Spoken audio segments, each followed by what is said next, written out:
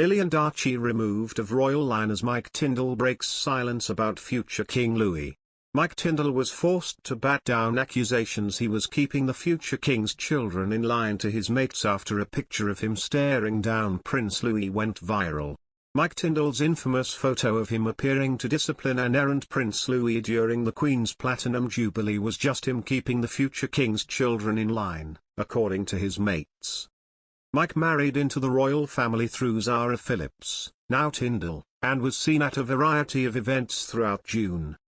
But one moment, in particular, attracted a lot of attention, as the former rugby ace attempted to settle the energetic young prince. Louis, 4, was the unexpected star of the show and lit up the celebration with his expressive facial expressions. And during the Queen's pageant, it appears Mike was forced to intervene. Snappers captured Tindall looking directly into Louis' eyes and pointing at his, in a clear "I'm the big dog here" kind of way. Commenting on the snap on Mike's The Good, the Bad and The Rugby podcast, friends James Haskell and Alex Payne asked what he had meant by it, reports People. Haskell began by saying that Mike was enjoying keeping the future king's children in line. Payne then asked, "What were you actually doing at that point?" Mike laughed and responded, "I actually can't remember. I can't remember what he was doing. He's such a good character, he is, Louis. He was just wanting to have fun. And my 2 daughters are always mischievous, so it's trying to keep a lid on. There were a lot of sweets out back though, so there was a real sugar high." Prince Harry and Meghan Markle are said to have blindsided the Queen with their decision to name their daughter Lilibet, as she was under the impression they would name her great-granddaughter Elizabeth, according to a close friend of the royal family.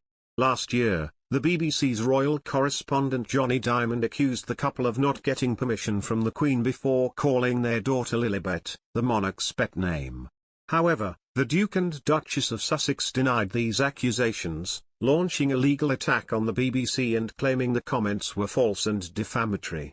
A spokesperson for the couple said, "The Duke spoke with his family in advance of the announcement. In fact, his grandmother was the first family member he called. During that conversation, he shared their hope of naming their daughter Lilibet in her honor. Had she not been supportive, they would not have used the name." However, interior designer Nikki Haslam, and close friend of some members of the firm, has now added to the mystery over how the couple came to the decision to name their youngest Lilibet. Mr. Haslam said the Queen was taken aback by the name as she expected them to call her Elizabeth. He said, "I heard Harry, rang her and said, 'We want to call our daughter after you, Granny.' She said, 'How charming of you, thank you,' thinking that it would be Elizabeth. So they got the permission, but they didn't say the name." However, there is no way to verify what Mr. Haslam, 82, claims to have heard or how exactly the conversation between the Queen and her grandson went. The nickname Lilibet is very sentimental to Her Majesty, as it was the name used in private by her father, George VI, and late husband, Prince Philip. Lilibet's middle name, Diana, was chosen to honor her beloved late grandmother, the Princess of Wales, the couple said at the time of her birth last year. Mr. Haslam, who is friends with Camilla, the Duchess of Cornwall, and Prince Michael of Kent, spoke on the Third Act podcast about the youngster's name.